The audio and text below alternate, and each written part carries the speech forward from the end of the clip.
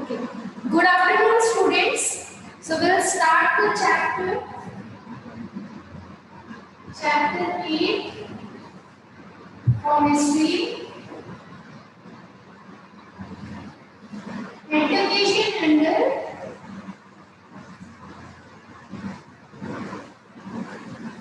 the British rule.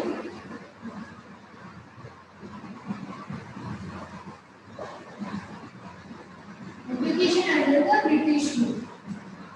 So we have already discussed what kind of situation was there for education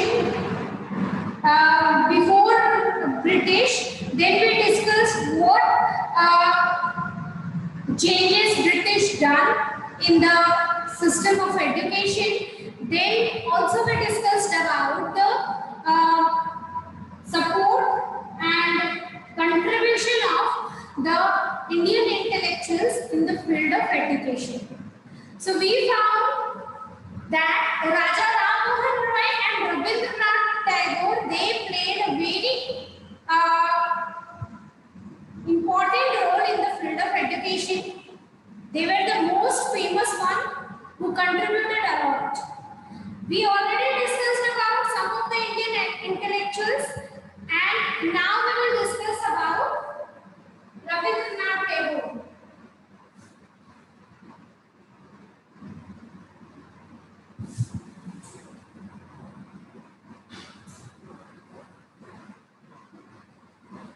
So Rabindranath Tagore, he actually from childhood only, he didn't like the school system, the class system. He didn't like that there are four walls, and inside those four walls students are sitting, and like prisoners they are taking education. So he didn't like that kind of thing, that students are treated like prisoners. They are kept into four walls and they are learning. So according to him, learning is the thing which can be done in the free atmosphere with free mind, right? So it cannot be done like a prisoner inside four walls. So he didn't like those kind of things. Okay. So and he actually preferred the creative and natural environment for education. He didn't like that student should sit into the four walls and they should read the same curriculum. He felt that this is a very boring kind of education and a person cannot learn properly in this situation. So he liked the creative and the natural environment for education. Okay, and he wanted the teachers to be loving and caring and also solve the stress or anxiety of the students.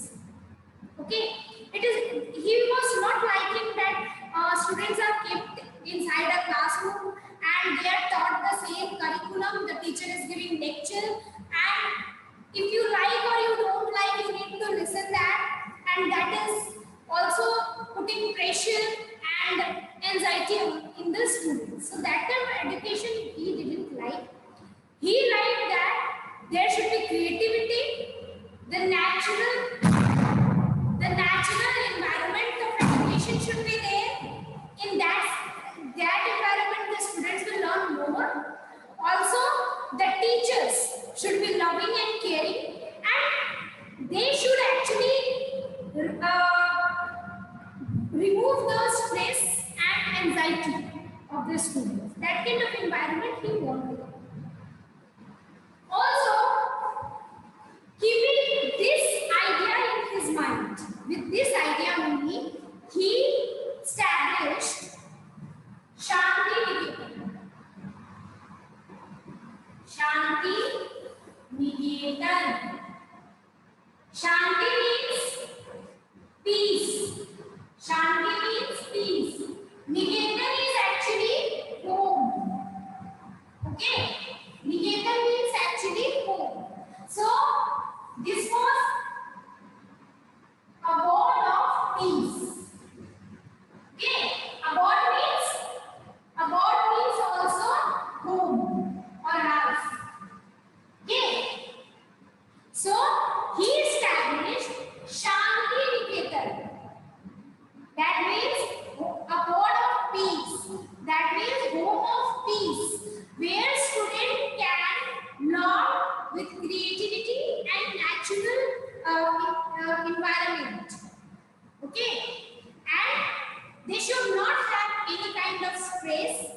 anxiety. They could learn in peace. That was his motive. Okay.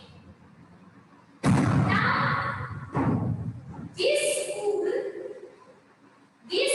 was set up 100 kilometers away from Calcutta. Okay. He set up that this school, Shanti Niketan, 100 kilometers away from Calcutta. And you already understood what was the theme, what was the basic of this Shanti Niketan. Now, here students were learning in peace with harmony. Okay, they were learning in peace and harmony. Also, Tagore wanted the students to learn in mother tongue because he thought, as per his thinking, in mother tongue, the students will learn properly, right, without any stress. So, mother tongue should be the instruction of, should be the medium of instruction. This was belief of the Rabindranath Tagore. Now, this Shanti Niketan was having a very free environment. So, the idea which was there behind this Shanti Niketan, it actually attracted a lot of scholars from all over the world.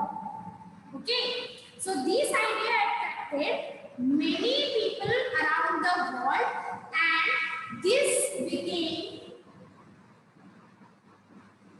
finally developed into famous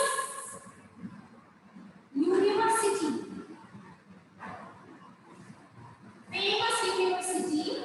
Which was named as Vishwa Bharati in 1918. Okay. So the idea of Rabindranath Tagore was Rabindranath Tagore's idea attracted many people around the world, and finally this developed into world famous university. In this university, people from all over the world were coming to get educated. That was Vishwa Bharati, and it was in 1980. So, if you think this is history, I know, but let's think about today's scenario of education in India.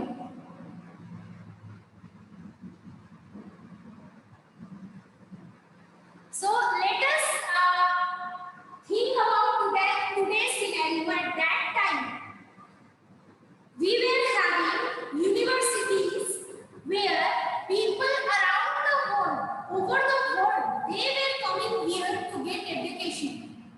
That kind of ideas we were having, that kind of knowledge we were having. You compare that situation to today's situation. Today, we have universities, but those universities are not having that kind of thing.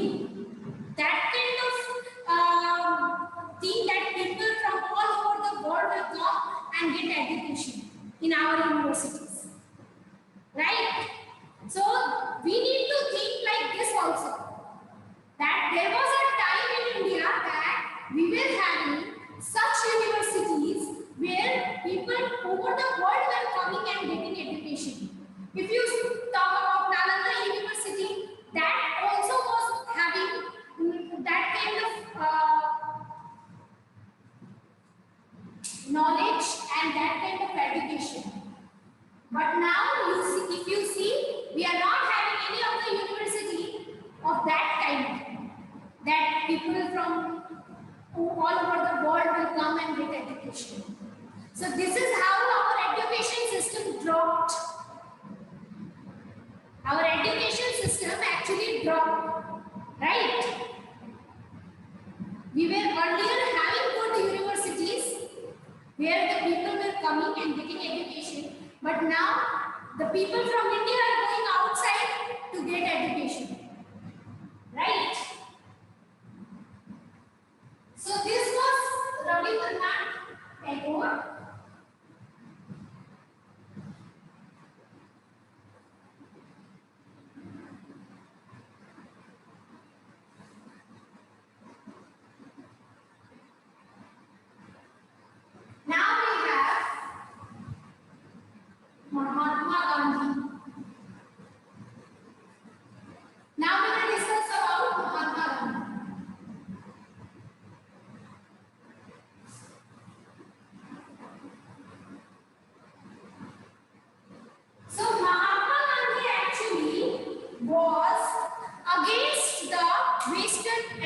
education. He was against the westernization of the Indian education. He believed that this western education, which is attracting the people is going towards that, they are getting the western education, but that is lacking the Indian culture, Indian tradition.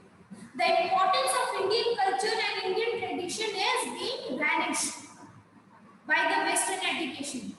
This was the belief of Mahatma Gandhi. Okay, so he was against the westernization of Indian education. Okay.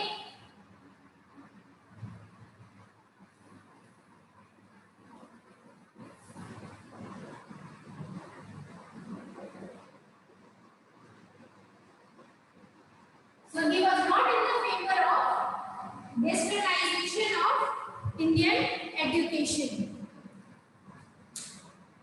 Sakshan, I can break your head if you are not understanding.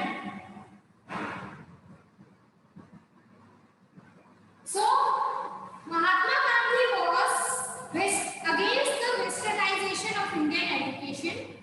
As per him, the Indian culture is being vanished and the Indian people are actually becoming the slaves of the British. The Indians are becoming the slaves of the British.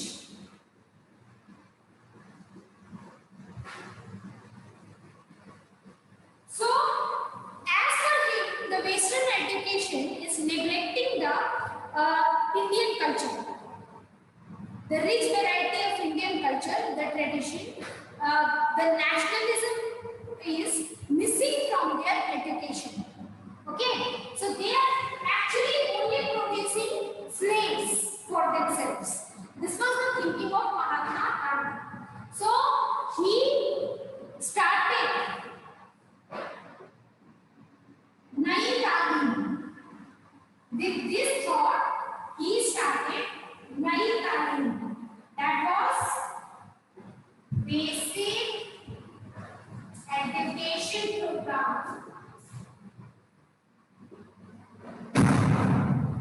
It was a basic education program. Okay.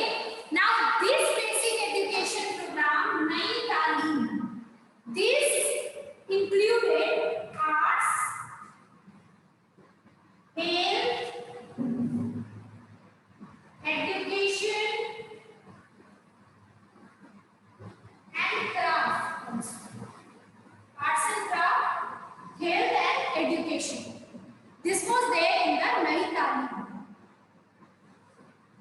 He was also in the favor of giving education in the mother tongue. Okay, so he was also in the favor of giving education to the students in mother tongue, and he actually, according to him, there should be purification of soul, body and mind.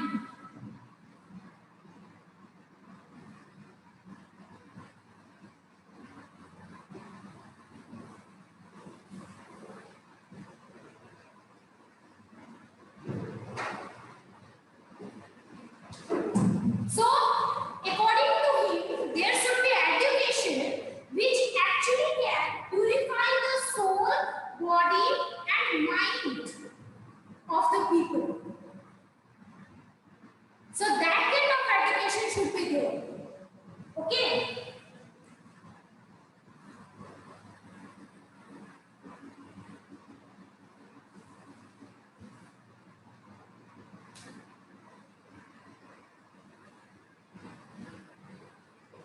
Also,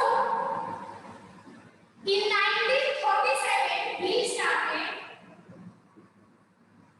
Vardha system, a Vardha scheme.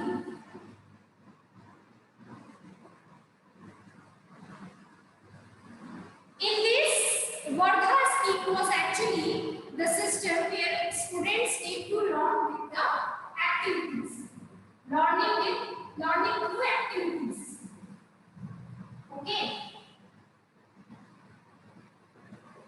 So this is the scheme which was in 1937, which was known as Vardha system, Vardha scheme. It was actually learning through activity. Is there any problem? Am I audible to everyone?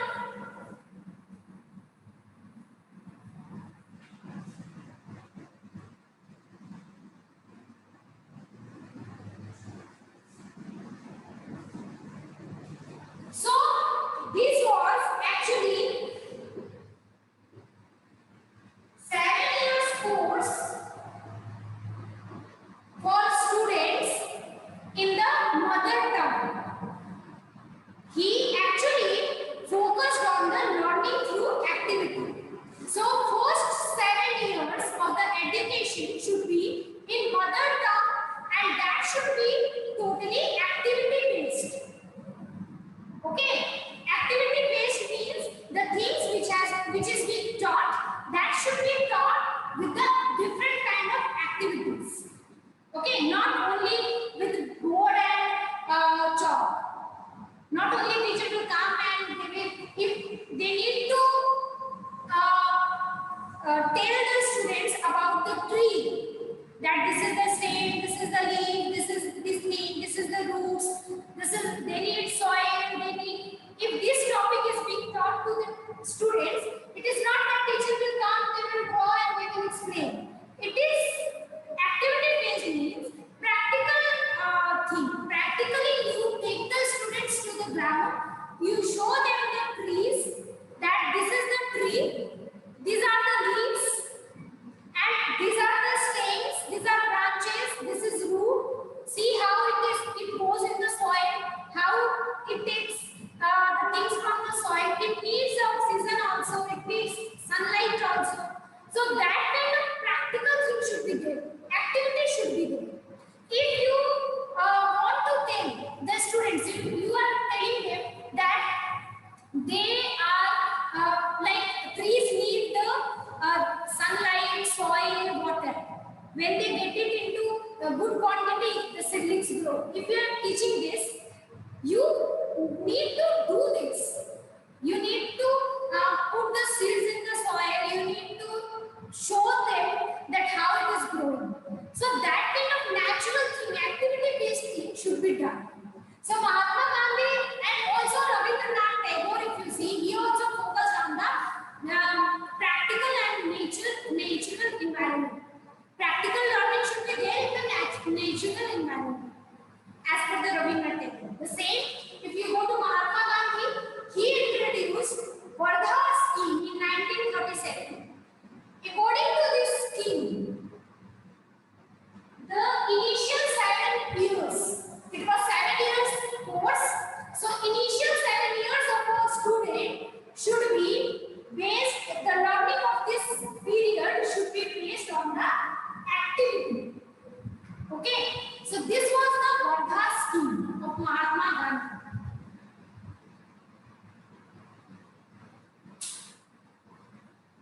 So if you see here, he actually made the emphasis, he emphasized on, he stressed on the practical learning, practical knowledge. He stressed on, he laid stress on practical knowledge. If you see, he has, rather than if you see the textbooks. That means whatever you learn from textbook, that is not required. You should practically go and do those things, and you need to learn. That kind of learning he emphasized on, and in 1937, for that he introduced Vardha scheme. According to this scheme, it was a 7 years course, and according to this, in this course, students were taught through activity. Okay, so this was the Vardha system, Vardha scheme. Now you need to tell me that the Gandhiji and the Rabindranath Tagore's view we discussed today, right? So which kind of education is